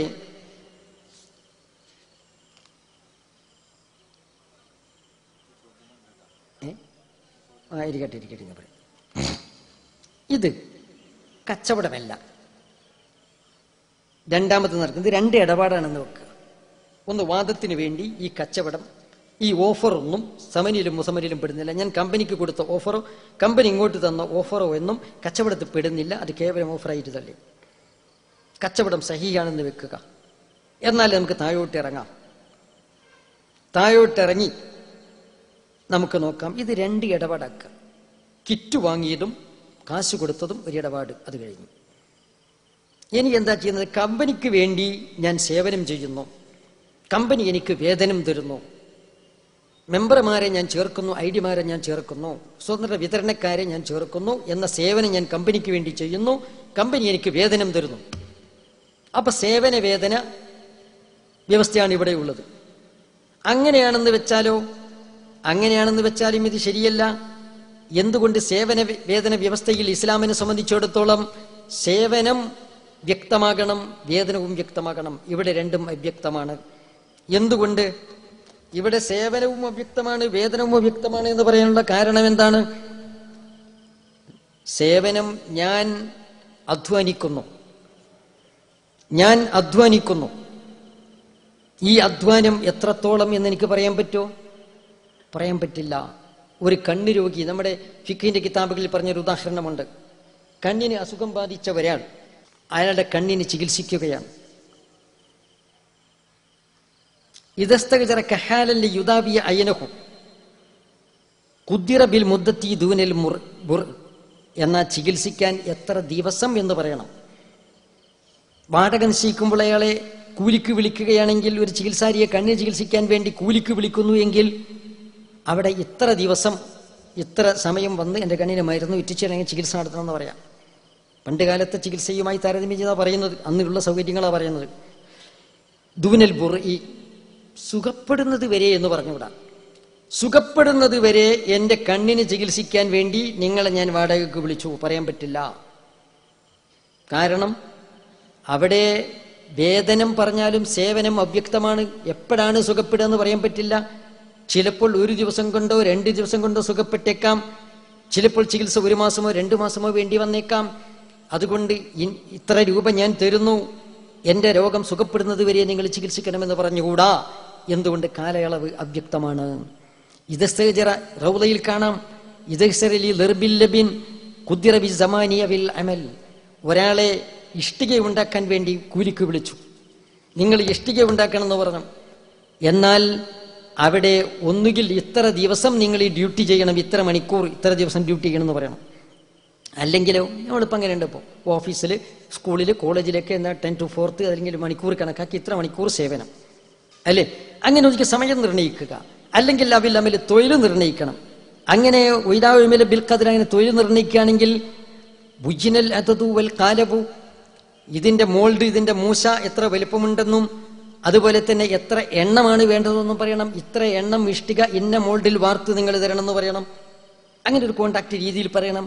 അല്ലെങ്കിലോ സമയം പറയണം. അതല്ലാതെ എന്തെന്ന് പറഞ്ഞാൽ സമയം പറയാതെ അതുപോലെ തന്നെ ഇതിന്റെ എണ്ണം പറയാതെ വാടക കുളിക്കാൻ പാടില്ല. ഫൈദാക്കാനൽ കാലബു മഅറൂഫൻ ഫദാഖ്, ഇവിടെ മൂസ വാർക്കുന്ന മൂസ തന്നെ അത് അറിയാവുന്നതാണെങ്കിൽ കാര്യം വ്യക്തമാണ്. ഇല്ല അങ്ങനെയല്ലെങ്കിൽ ബുയ്യിന തൂലുഹു വഅർളുഹു വസംകുഹു, ഇഷ്ടിക വാർത്ത് തരണമെന്ന് പറഞ്ഞാൽ ഇഷ്ടിക വാർക്കുന്ന മോൾഡ്, അതിന്റെ വലിപ്പം, അതിന്റെ വീതി, അതിന്റെ നീളം, അതിന്റെ കനം എല്ലാം പറഞ്ഞുകൊള്ളണം. അവ്യക്തത ഇനി കൂട്ടത്തെ ഉണ്ടാകാൻ പാടില്ല. ഇത്രത്തോളം സേവന വേതന വ്യവസ്ഥയിൽ സേവനവും അതുപോലെ തന്നെ വേതനവും വ്യക്തമായിരിക്കണം. ഇദസ്തഗ്ജറ നാസിഖൻ ലിൽ കിതാബ, എഴുതാൻ വേണ്ടി ഒരു എഴുത്തുകാരനെ വിളിച്ചാൽ ബയ്യന അദദൽ ഔറാഖി, പേജുകളുടെ എണ്ണം പറയണം. വൽ അസ്തുർ, ഒരു പേജിൽ എത്ര വരി എന്ന് പറയണം. ഫീ കുല്ലി സഫിയത്തിന്, ഓരോ പേജിലും എത്ര വരി എന്ന് പറഞ്ഞുകൊള്ളണം. ഇത്രത്തോളം കാർക്കശ്യമുണ്ട് ദീനുൽ ഇസ്ലാമിന്. ഇക്കാര്യത്തിൽ നാം മനസ്സിലാക്കണം.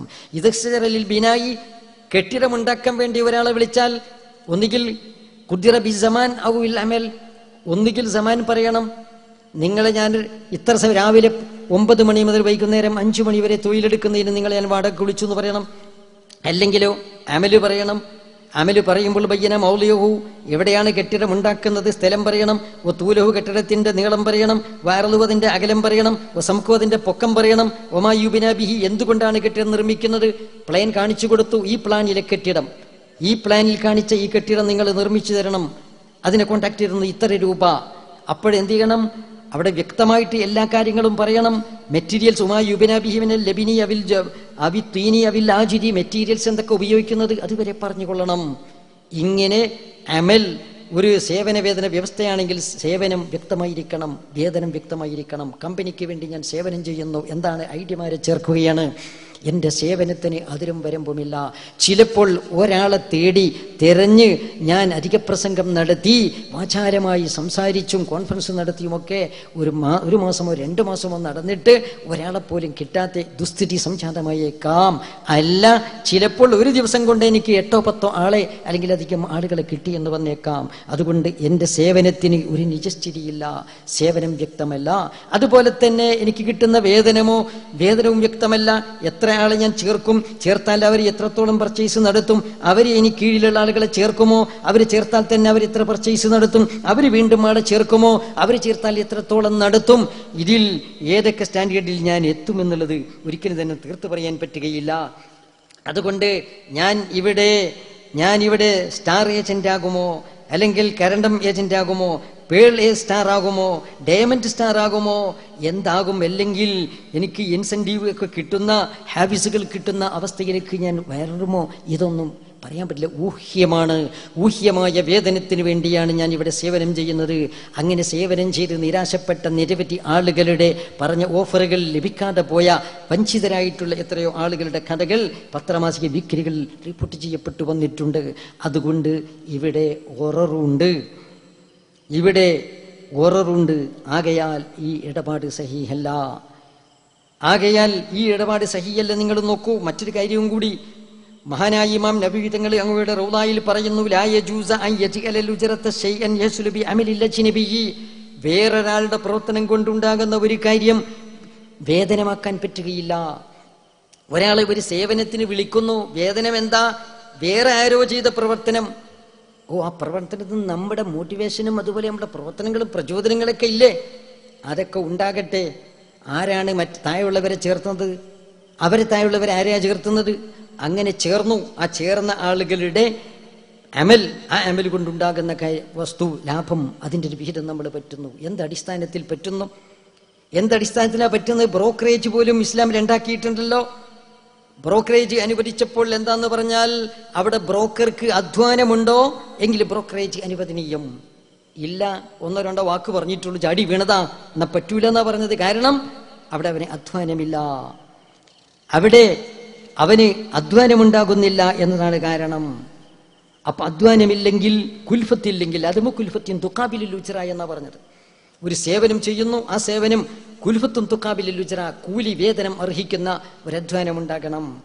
അപ്പൊ ഇവിടെ എന്താന്ന് പറഞ്ഞാൽ, താഴെ കടയിൽ ആരൊക്കെ ആൾക്കാരെ ചേർത്ത് അതിലൊക്കെ നടത്തി പർച്ചേസ് നടത്തിയതിൻ്റെ മുഴുവൻ കമ്മീഷൻസ് ഇവന്റെ റെക്കോർഡിലേക്ക് ഇവൻ അറിഞ്ഞോ അറിയാതെയോ വന്നുകൊണ്ടിരിക്കുന്നു.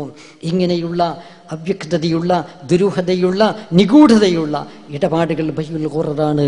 ഇങ്ങനെയുള്ള ബൈഉൽ ഖുറർ ഇസ്ലാം നിരോധിച്ചിട്ടുണ്ട് എന്നതുകൊണ്ട് സൂക്ഷ്മജ്ഞരായ കർമ്മശാസ്ത്ര പണ്ഡിതന്മാരായ ആളുകൾ ഇത്തരം ഇടപാടുകളൊക്കെ നിരോധിച്ചതായിട്ട് നമുക്ക് കാണാൻ സാധിക്കുന്നു. അതുകൊണ്ട് നമ്മുടെ മനസ്സാക്ഷിയോട് ചോദിച്ചാൽ നമുക്ക് മനസ്സിലാക്കാൻ സാധിക്കും.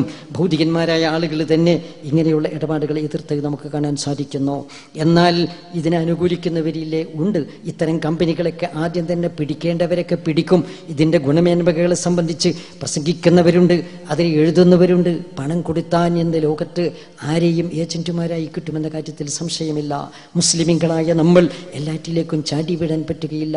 ഉദാത്തമായ അത്യുന്നതമായ ആദർശവും ജീവിത പദ്ധതിയും സാമ്പത്തിക വ്യവസ്ഥിതിയുമൊക്കെ കയ്യിലുള്ളവരാണല്ലോ മുസ്ലിമീങ്ങൾ. അതുകൊണ്ട് മറ്റുള്ളവരെ ഇതിൽ നിന്ന് പിന്തിരിപ്പിക്കാൻ ശ്രമിക്കേണ്ടവരായ ബാധ്യതയുള്ള നമ്മൾ ഒരു കാരണവശാലും ഇതിൻ്റെ വക്താക്കളോ ഇതിൻ്റെ പ്രചാരകളോ ആകാൻ പാടില്ല. നാളെ ആഖിറത്തിൽ വെച്ച് അള്ളാഹുവിൻ്റെ മുമ്പിൽ വെച്ചുകൊണ്ട് നമ്മൾ മറുപടി പറയേണ്ടി വരുന്നതാണ്. നമുക്ക് നമ്മുടെ ഇഷ്ടത്തിന് നമ്മൾ ചെയ്യുന്നതിന് ഫത്വയും ചേടിപ്പോയാൽ ആരോടെങ്കിലും ഫത്വ കിട്ടിയെന്ന് വരും. അതുകൊണ്ട് കാര്യമായില്ല. നിഷ്പക്ഷമായി ഈ കാര്യം വിലയിരുത്തി പിന്നെ കാര്യങ്ങൾ പറഞ്ഞിരുന്ന പണ്ഡിതന്മാരുടെ അടുത്ത് ചെല്ലണം. അങ്ങനെ ചെല്ലുമ്പോൾ തന്നെ നമ്മുടെ അവതരണം ഇത് അനുവദിച്ച് കിട്ടേണ്ട രീതിയിലുള്ള അവതരണമുണ്ട്, ഇതിൻ്റെ തനതായ അവതരണമുണ്ട്. പലപ്പോഴും പല ആളുകളും ചെയ്യാറുള്ളത് എന്താണ്, നിങ്ങൾ കണ്ടില്ലേ, ഇൻഷുറൻസ് ഏജന്റുമാർ നമ്മുടെ അടുത്ത് വന്നാൽ ആദ്യമായി പറയുന്നത് നിങ്ങൾ എന്തിനെ അറച്ചു നിൽക്കണം, ഇതാ ഇന്ന മുസ്ലിയർ അയാൾ ഇൻഷൂറിൽ പോളിസി എടുത്തിട്ടുണ്ടല്ലോ, ഇന്ന ആചാര്യർ എടുത്തിട്ടുണ്ടല്ലോ, ഇന്ന തങ്ങൾ എടുത്തിട്ടുണ്ടല്ലോ എന്നൊക്കെ പറഞ്ഞുകൊണ്ട് നമ്മുടെ മുമ്പിൽ അവതരിപ്പിക്കുകയും അത് അനുവദനീയമാകുന്ന രീതിയിൽ പണ്ഡിതന്മാരായ ആളുകൾ അതിൻ്റെ ഏതൊക്കെ ദോഷവശങ്ങൾ പറഞ്ഞിട്ടുണ്ടോ അതൊക്കെ തമസ്കരണം നടത്തി മറച്ചുവെച്ച് അതിൻ്റെ നല്ല വശങ്ങൾ മാത്രം നമ്മുടെ മുമ്പിൽ അവതരിപ്പിച്ച് നമ്മളെ കബളിപ്പിച്ച് അതിൽ നമ്മളെ കൊടുക്കാൻ വേണ്ടി ശ്രമിക്കുന്നത് കാണാൻ സാധിക്കുന്നതാണ്. ഇത് തന്നെയാണ് എല്ലാ പിഴച്ച ഇടപാടുകളും. ഈ ഇടപാടുകളിൽ തന്നെ വാസ്തവത്തിൽ കോൺഫറൻസുകളിലും അതുപോലെ ഇവരുടേതായിട്ടുള്ള മീറ്റിങ്ങുകളിലും യോഗങ്ങളിലുമൊക്കെ തന്നെ എല്ലാ കാര്യങ്ങളും അവതരിപ്പിക്കുന്നില്ല, പലതും മറച്ചു വെക്കുന്നു എന്ന് പത്രക്കുറിപ്പുകൾ എൻ്റെ കയ്യിലുണ്ട്. പിന്നീട് അതിൽപ്പെട്ട ആളുകൾ പിന്നീടാണ് മനസ്സിലാക്കുന്നത് ചില നെറ്റ്വർക്ക് കമ്പനികളിൽ അവരുടെ ഈ മെമ്പർഷിപ്പ് വർഷാന്തം പുതുക്കേണ്ടതുകൊണ്ട് ഇത് തുടക്കത്തിൽ പറയുകയില്ല, പിന്നീടാണ് അറിയുന്നത് ഇങ്ങനെ വർഷാന്തം പുതുക്കണം, ചിലത് ആഴ്ചയിൽ എന്തെങ്കിലും ഒരു സാധനം എടുക്കേണ്ടതുണ്ട്, പിന്നെ മാസാന്തം നിശ്ചിതമായ സുഖ പർച്ചേസ് നടത്തണം. ഇപ്പം DXൻ്റെ തന്നെ പറയുക, ഈ ഫത്വയിൽ തന്നെ പറഞ്ഞിട്ടുണ്ട്. പിന്നെ ആനുകൂല്യങ്ങൾ കിട്ടണമെങ്കിൽ മുലഹലത്തുൻ ഹത്താ യസ്തഫീദൽ ഉളുവ മിൻ ഖീമത്തി മുശ്തറയാത്തിഹി ശൈരിയ, അവൻ്റെ മാസാന്തം അവ നടത്തുന്ന പർച്ചേസിൻ്റെ മൂല്യത്തിൽ നിന്നും വൽ മുസ്തറയാത്തി ഷഹിരിയറ്റി, അതുപോലെ ലിൽ അലായിൽ മുസ്തരിക്കീന അൻ തരീക്കിഹി, അവൻ മുഖേന ആരൊക്കെ ഇതിൽ അംഗങ്ങളായിട്ടുണ്ടോ ആ അംഗങ്ങൾ നടത്തുന്ന മാസാന്ത പർച്ചേസിൻ്റെയും മൂല്യത്തിൽ നിന്ന് നിശ്ചിതമായ വിഹിതം കമ്മീഷൻസ് അവന് കിട്ടണമെങ്കിൽ ഫലാബുദ്ധ അൻ യസ്തരിയ ഫി ഷഹരി നഫ്സിഹി അയ്യ ഷൈഇൻ മിൻ മുൻതയാത്തി ശിർക്കത്തി ബിഖീമത്തി $36, പിന്നെ $36 വില വരുന്ന $36 വില വരുന്ന ഉൽപ്പന്നങ്ങൾ ഓരോ മാസവും അവൻ വാങ്ങിയിരിക്കണം. അപ്പം $36 വില വരുന്ന സാധനം വാങ്ങണമെന്ന് DXൻ്റെ പറയുന്നു. മറ്റുള്ളവരുടെ അത് വ്യത്യസ്തമായ രീതിയാണ് നടത്തും. മാസാന്തം പർച്ചേസ് നടത്തിയിരിക്കണം. ഇതിന് വാസ്തവത്തിൽ ഇത് കിട്ടണമെങ്കിൽ മെമ്പറായാൽ പോരാ, മെമ്പർമാരെ ചേർത്താൽ പോരാ, നാം വാങ്ങിയാൽ പോരാ, മറ്റുള്ളവരെ കൊണ്ട് വാങ്ങിപ്പിക്കുകയും ചെയ്യണം. മാസാന്തം തുടരണം. വർഷാന്തം പലതിലും പല സിസ്റ്റത്തിലും വർഷാന്തം മെമ്പർഷിപ്പ് പുതുക്കണം, ചിലതിൽ പുതുക്കേണ്ടതില്ല എന്നത് ശരി തന്നെ. ഇങ്ങനെ ഇടതടവില്ലാതെ താഴേക്കിടയിലുള്ള ആളുകളെ കമ്പലിങ്ങും ഫോഴ്സിങ്ങും നടത്തി പ്രചോദിപ്പിച്ചുകൊണ്ടാണ് വാസ്തവത്തിൽ ഇതുണ്ടാക്കുന്നത്. ആകയാൽ ഇവിടെ കിട്ടാൻ പോകുന്നത് ദുരൂഹമായതാണ്. എത്രയെന്ന് നേരത്തെ നിജസ്ഥിതിയില്ല. ഇങ്ങനെയുള്ള ഏച്ചിക്കെട്ടും ഒഴുക്കത്തും ഉള്ള ഇടപാടുകളെ ഇസ്ലാം നിരോധിച്ചതായിട്ട് നമുക്ക് കാണാൻ സാധിക്കും. അതുകൊണ്ട് കഴിവിൻ്റെ പരമാവധി ഇതിൽ നിന്ന് വിട്ടുനിൽക്കാൻ ശ്രമിക്കണമെന്നും നമ്മുടെ കർമ്മശാസ്ത്ര പണ്ഡിതന്മാർ ഇത് തെറ്റാണെന്നാണ് പറഞ്ഞിട്ടുള്ളത് എന്നും പറഞ്ഞുകൊണ്ട് തൽക്കാലം നിർത്തുന്നു. RMP കുറിച്ചാണ് ഇപ്പോൾ ഇതിൽ ചോദ്യം ഉന്നയിച്ചിട്ടുള്ളത്. RMP എന്താന്ന് പറഞ്ഞാൽ ഈ കോണ്ടോ വാമ്പിയൊക്കെ വന്നതിന് ശേഷം വന്നതായ ഒന്നാണ്. 2001 ഓഗസ്റ്റ് 24 നിലവിൽ വന്നു എന്നാണ് പറയുന്നത്. പിന്നെ ഇതിൽ നമ്മളിപ്പോൾ പറഞ്ഞെന്താ, RMP ചെയിൻ ഉണ്ടോ ഇല്ലേ? RMP ചെയിൻ രീതിയിലുള്ളതാണ്. നെറ്റ്വർക്ക് എന്ന് പറഞ്ഞപ്പോൾ നമ്മളിപ്പോൾ പറഞ്ഞ ഈ ചെയിൻ രീതി അതിലുണ്ട്. അതുകൊണ്ടാണ് RMPയിലും ഈ പറഞ്ഞ ദൂഷ്യങ്ങൾ ഉണ്ടെന്ന് പറയുന്നത്. ചെയിൻ്റെ രീതിയുണ്ട്. അപ്പോൾ ഈ ചെയിൻ രീതി എവിടെയുണ്ടോ അവിടെ നമ്മൾ കുറവ് വരുന്നത് കൊണ്ട് അത് നിഷിദ്ധമാണ് എന്നാണ് പറഞ്ഞത്. എന്നല്ലാതെ അതിൻ്റെ ഉൽപ്പന്നങ്ങളെ സംബന്ധിച്ചോ അവിടെ കോടതിയിൽ കേസിരിപ്പുണ്ടോ എന്നത് സംബന്ധിച്ചോ അത് സംബന്ധിച്ച ചർച്ചകൾ നമ്മുടെ പരിധിയിൽപ്പെട്ടതല്ല. രണ്ടാം ചോദ്യം, മൾട്ടിമെയിൽ മാർക്കറ്റ് എന്ന രീതിയെക്കുറിച്ച് second year BCom Calicut university പ്രസിദ്ധീകരിക്കുന്ന പുസ്തകം പഠിപ്പിക്കുന്നുണ്ടല്ലോ.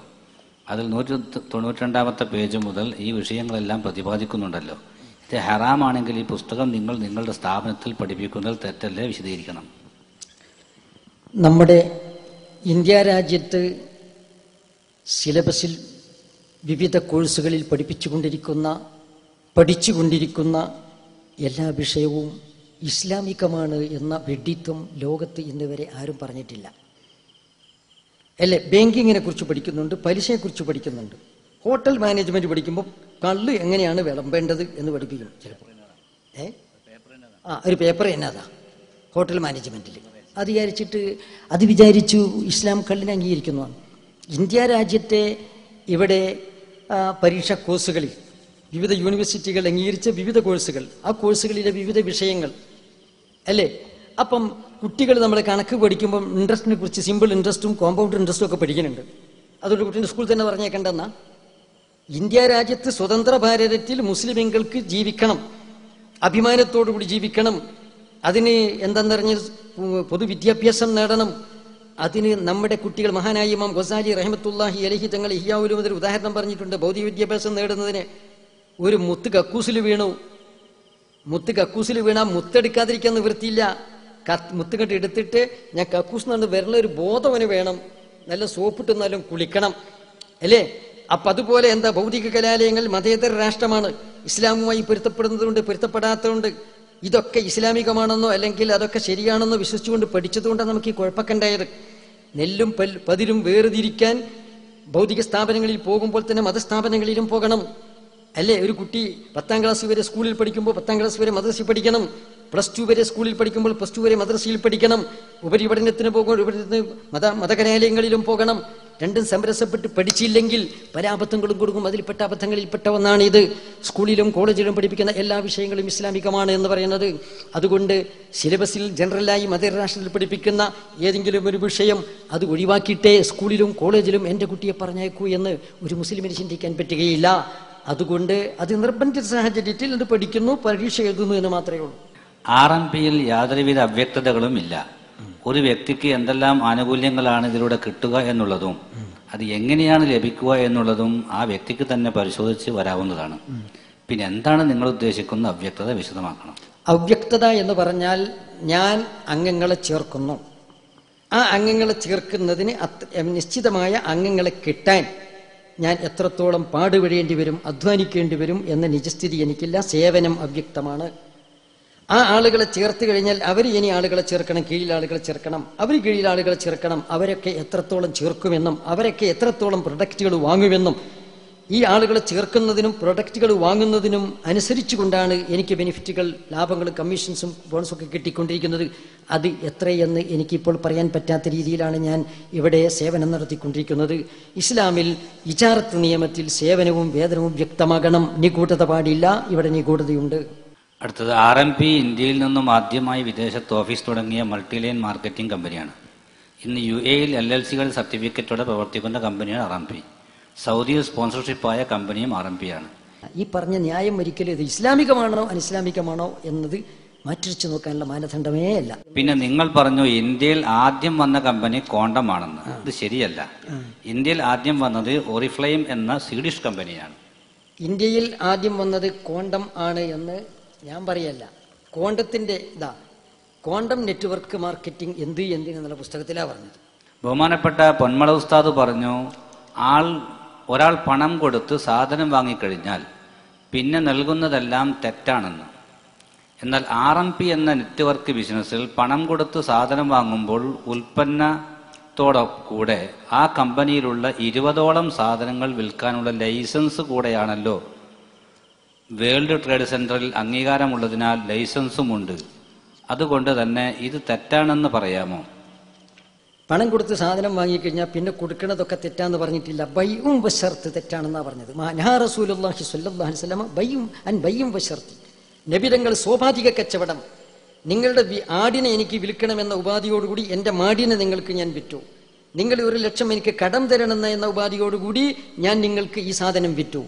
ഇങ്ങനെയുള്ള ഉപാധി നിശ്ചയിച്ചുള്ള കച്ചവടം. നിങ്ങൾക്ക് ഞാൻ ഈ കിറ്റിലെ പ്രൊഡക്റ്റുകൾ വിൽക്കുന്നു, നിങ്ങൾ എത്ര ആളുകളെ മിനിമം ചേർത്ത് തരണം, അല്ലെങ്കിൽ ഇതിൻ്റെ ഐഡിമാരെ ചേർക്കുന്ന ഏജന്റായി നിങ്ങൾ വർക്ക് ചെയ്യണം എന്ന കണ്ടീഷനോടുകൂടി, ഇങ്ങനെ തുടങ്ങിയ കണ്ടീഷൻസ്, ഈ പറഞ്ഞ കണ്ടീഷൻ അതുപാടുകൂടി ഒരു ഉപാധി വെച്ചുകൊണ്ട് കച്ചവടം വല്ല ബയ്യും വശർത്ത് പാടില്ല എന്നാണ് പെൺമള ഉസ്താദ് പറഞ്ഞത്. ഹദീസ് ഓതിക്കൊണ്ടാണ് പറഞ്ഞത്. എന്നല്ലാതെ പിന്നെ ഒരു കച്ചവടം ചെയ്താൽ പിന്നെ ഒന്നും കൊടുക്കാൻ പാടില്ല, വാങ്ങാൻ പാടില്ല ഒന്നും പറഞ്ഞില്ല. ചോദ്യകർത്താവ് ഉദ്ദേശിച്ചത് ഒരു സാധനം വാങ്ങുമ്പോൾ അതോടൊപ്പമുള്ള 20ഓളം സാധനങ്ങൾ വിൽക്കാനുള്ള അവകാശം, ലൈസൻസ് കൂടി കൊടുക്കുന്നുണ്ട്. വേൾഡ് ട്രേഡ് സെന്ററിൽ അംഗീകാരമുള്ള കമ്പനി ആയതുകൊണ്ട് ലൈസൻസിനും അധികാരമുണ്ട്. അത് തെറ്റാണെന്ന ചോദ്യം.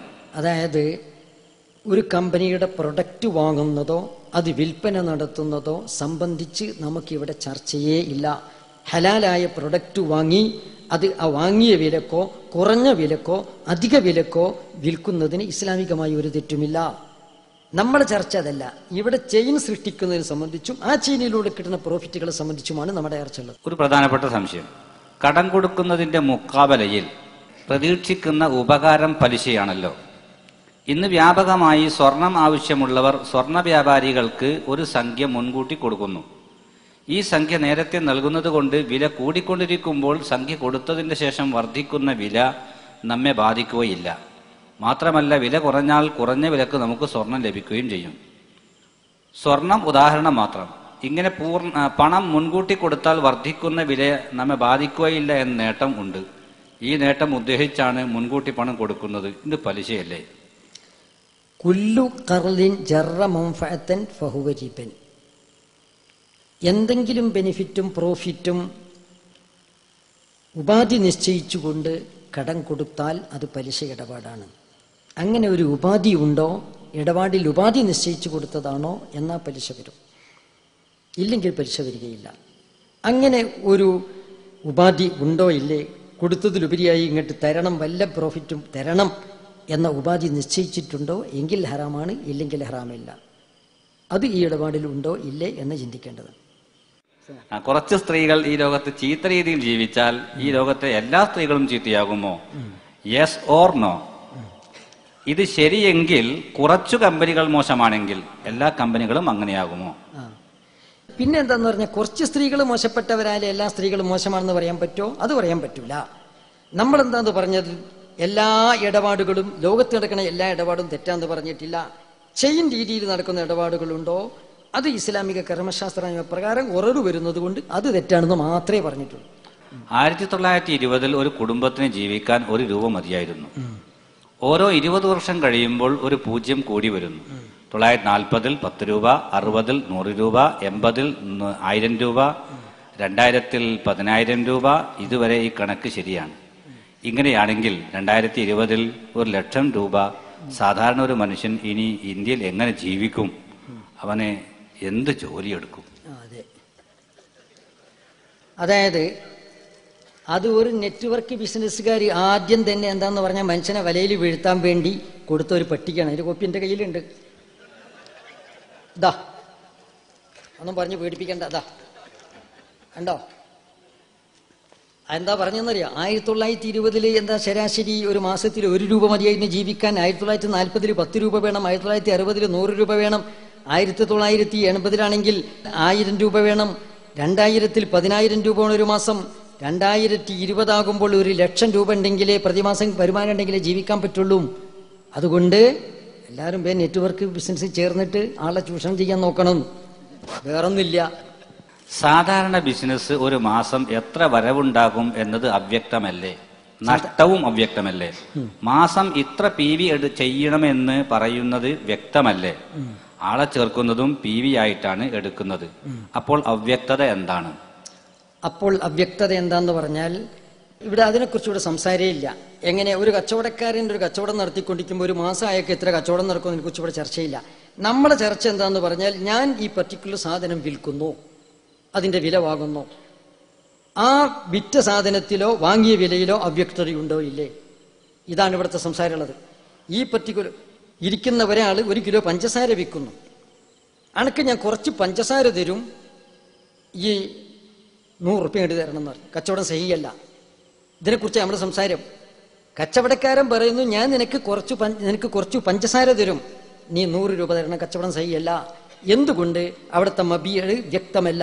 കുറച്ച് പഞ്ചസാര എന്ന് പറഞ്ഞാൽ എത്രയും ആകാം. നീ കുറച്ച് കാശ് തരണം, നിനക്ക് ഞാൻ 1 കിലോ പഞ്ചസാര തരാം.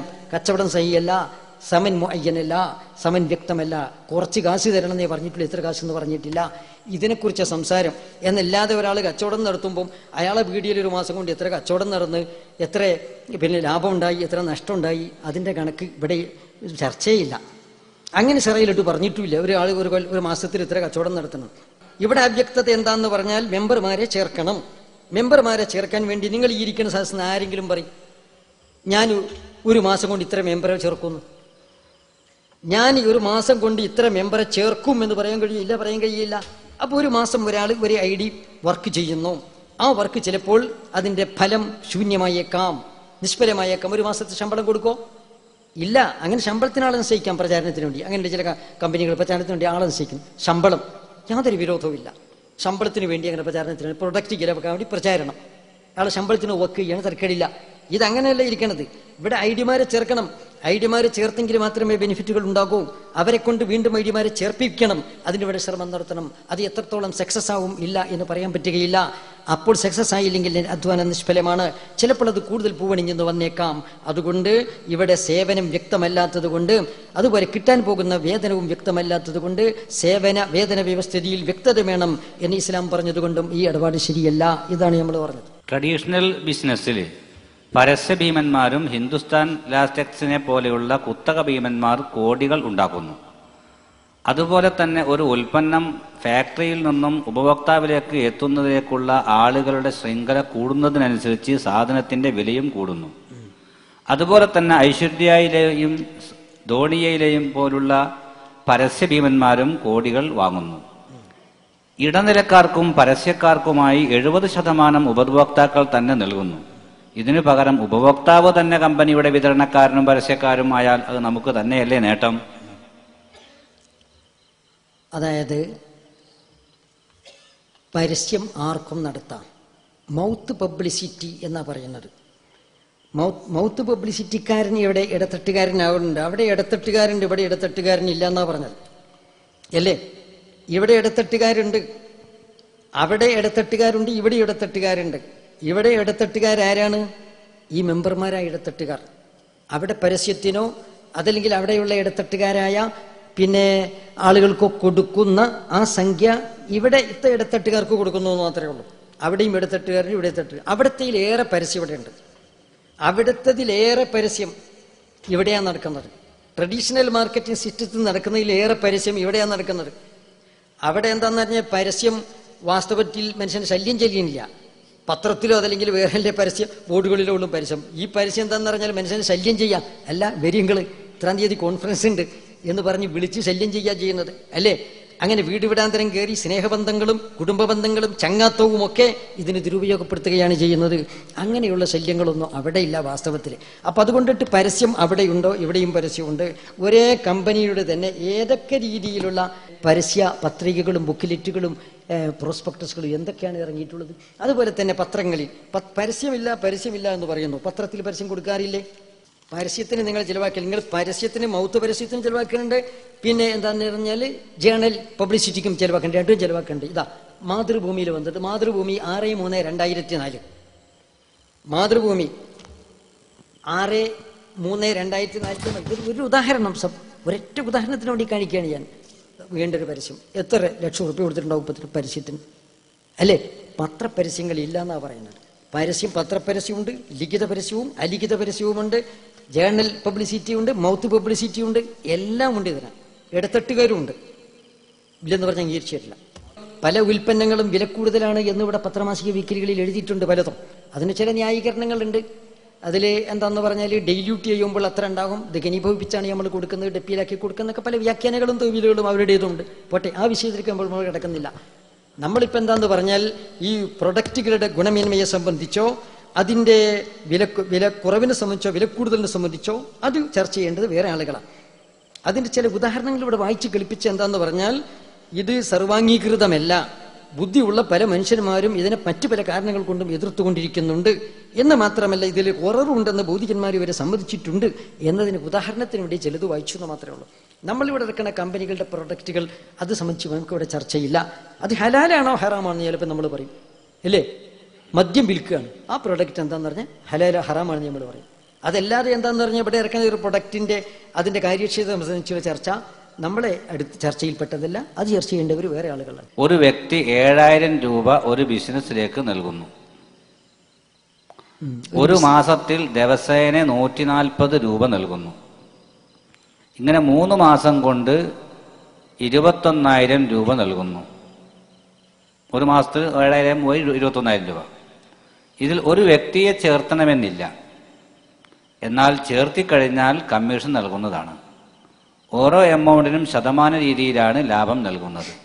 ഇത് എന്താ കച്ചവടമാണോ ലോണാണോ എന്താണെന്നൊന്നും പറഞ്ഞിട്ടില്ല. ലാഭം എത്ര കൊടുക്കുമെന്നും പറഞ്ഞിട്ടില്ല. ലാഭം എത്ര കൊടുക്കുമെന്നും പറഞ്ഞിട്ടില്ല. ഈ ഇടപാട് എന്താന്ന് പറഞ്ഞാൽ കച്ചവടമാണോ നടക്കുന്നത്, ഷെയർ ബിസിനസ്സാണോ, അല്ലെങ്കിൽ എന്താന്ന് പറഞ്ഞാൽ കച്ചവടം ചെയ്യാൻ വേണ്ടി ഒരാളെ ഏൽപ്പിക്കാനോ, അല്ലെങ്കിൽ ഇൻട്രസ്റ്റ് കിട്ടാൻ വേണ്ടി അയാൾക്ക് കടം കൊടുത്തതാണോ എന്നൊന്നും ചോദ്യത്തിലില്ലാത്തത് കൊണ്ട് ആയിരിക്കട്ടെ, കണക്ക് ശരിയാണോ ഇല്ലെന്നോ അവിടെ ഇരിക്കട്ടെ. ചോദ്യം എന്താന്ന് പറഞ്ഞാൽ വ്യക്തമല്ലാത്തത് കൊണ്ട് മറുപടി പറയാൻ സാധ്യമല്ല. നിങ്ങൾ പറഞ്ഞു ചെയിൻ ആണെങ്കിൽ അത് പറ്റാത്ത കാര്യമാണ്. RMPയിൽ ചെയിൻ ആയിട്ട് പോയിട്ടില്ലെങ്കിലും വരുമാനം കിട്ടും. ഒരേ ആൾക്ക് തന്നെ എത്ര ഉൽപ്പന്നങ്ങളും അയാൾക്ക് തന്നെ വേണ്ടി വാങ്ങി ഉപയോഗിക്കാം. അതിൽ തന്നെ ഉള്ള റീറ്റെയിൽ പ്രോഫിറ്റും ലാഭവിഹിതവും അയാൾക്ക് തന്നെ കിട്ടും. ഇത് തന്നെയാണ് RMPയുടെ യഥാർത്ഥ ലക്ഷ്യവും. അതല്ലാതെ ചെയിൻ സർവീസ് അല്ല. ദയവായി പൊതുജനങ്ങൾക്ക് മുമ്പിൽ പറയുക. RMPയുടെ യഥാർത്ഥ ലക്ഷ്യം ഏതാണെന്നൊന്നും നമ്മളിപ്പോൾ ഇവിടെ പറഞ്ഞിട്ടില്ല. RMPക്ക് പല ലക്ഷ്യമുള്ള കൂട്ടത്തിൽ ചെയിനും ലക്ഷ്യമുണ്ട്. ആ ചെയിനിന്റെ ഹുക്കും എന്താന്ന് നമ്മൾ പറഞ്ഞത്. ചെയിനിന്റെ ഹുക്കും എന്ത് എന്നതാണ്. ചെയിനിന്റെ മാതൃകൾ, RMPയുടെ ചെയിനിന്റെ മാതൃകളെ കാണിക്കുന്നത്. ചെയിനില്ല എന്ന് പറയണ്ട.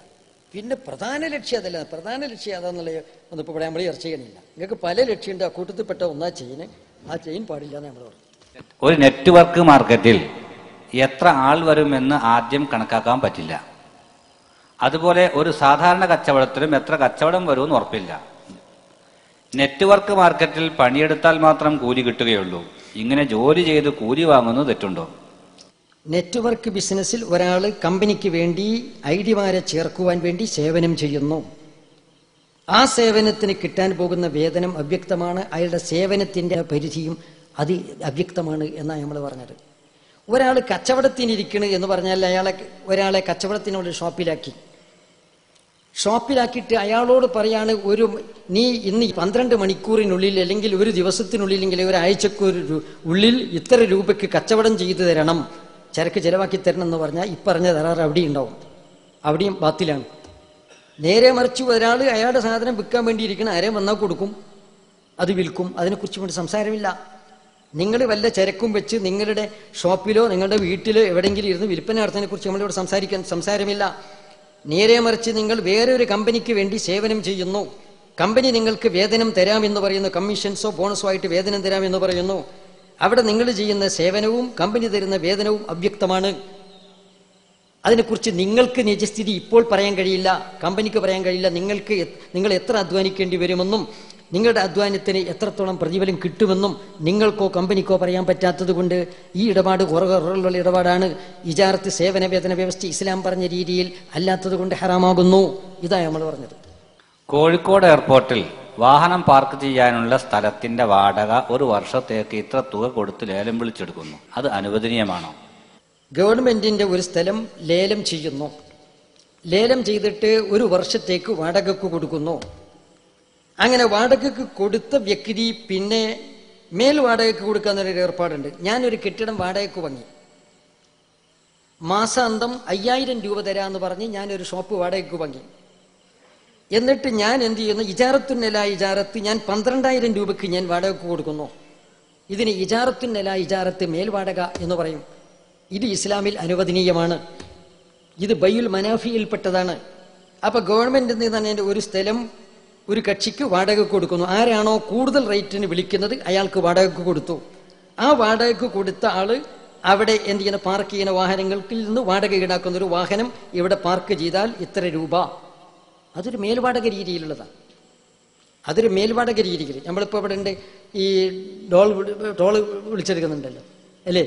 പാലം ഗവൺമെന്റ് നിർമ്മിച്ചു.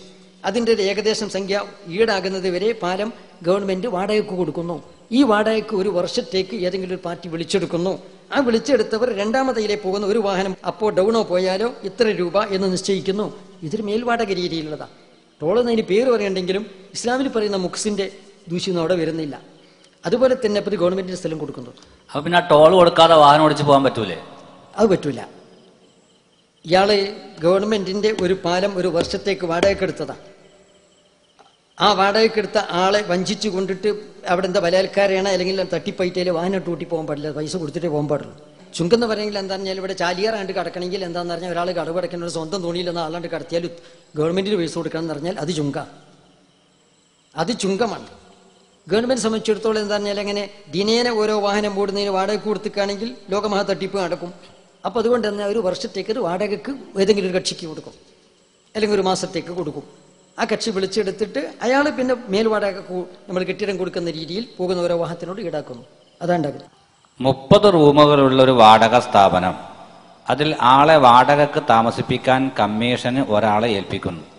30 റൂം നിറഞ്ഞാൽ ഇത്ര തരാം, 15 റൂം നിറഞ്ഞാൽ ഇത്ര തരാം. ഈ തരത്തിൽ ചെയ്യുന്നത് ഹലാലാണോ? ഇതേ രീതിയിലുള്ള കമ്മീഷൻ വ്യവസ്ഥ നെറ്റ്വർക്ക് മാർക്കറ്റിലും ഉള്ളത് അല്ല. ഇവിടെ എന്താന്ന് പറഞ്ഞാൽ ജുആലത്ത് എന്ന് പറയും. ജുആലത്ത്, എൻ്റെ ഒരാടിനെ കാണാനില്ല, എൻ്റെ ഒരാടിനെ കാണാനില്ല, അത് തിരഞ്ഞു പിടിച്ച് നീ കൊണ്ടുവന്നാൽ നിനക്ക് ഞാൻ 500 രൂപ തരാമെന്ന്. ജുആലത്ത് ഒരു സമ്മാന പ്രഖ്യാപനം. ജുഅലു അവിടുത്തെ സമ്മാനം, അവിടുത്തെ പ്രതിഫലം. ആ പ്രതിഫലം എന്താകണം? മാലൂമാകണം. ഒരു റൂമിലേക്ക് നീ വാടകയ്ക്ക് ആളെ കൊണ്ടുവന്നാൽ നിനക്ക് ഇത്ര രൂപ തരാം, നിനക്ക് ഇത്ര രൂപ തരാം എന്ന് പറയാം. നീ കൊണ്ടുവരുന്ന ആള് അത് എത്രയാണോ വാടക, ആ വാടകയുടെ ഇത്ര % എന്ന് പറയാൻ പറ്റില്ല. നീ ഒരു റൂമിലേക്ക് ഒരാളെ കൊണ്ടുവന്നാൽ നിനക്ക് ഞാൻ ഇത്ര രൂപ തരും എന്ന് പറയാം. അപ്പോൾ ഒരാളെ കൊണ്ടുവരാൻ അയാൾക്ക് അധ്വാനം കൂടുതലില്ല. ജുആലത്ത് എന്ന അതിന് പേര്. ജുആലത്തിൽ അമല് മുഅയ്യനല്ലെങ്കിലും ഉജ്റത്ത് മഅലൂമാകണം. നമ്മൾ നെറ്റ്വർക്ക് ബിസിനസ്സിൽ അമലും മുഅയ്യനല്ല, പിന്നെ അതുപോലെ തന്നെ അമലും മജ്ഹൂലാണ്, അതുപോലെ തന്നെ അവിടുത്തെ ഉജ്റത്തും മജ്ഹൂലത്താണ്. ഇവിടെ അങ്ങനെയല്ല. ഇവിടെ ജുഅൽ എന്ന് പറയുന്ന പിന്നെ ജുആലത്ത് ഇടപാടിൽ എന്താ സമ്മാന പ്രഖ്യാപനത്തിൽ ആ സമ്മാന സംഖ്യ എന്താകണം? അത് മാലൂമാകണം. സേവനം മാലൂമായിക്കൊള്ളണമെന്നില്ല.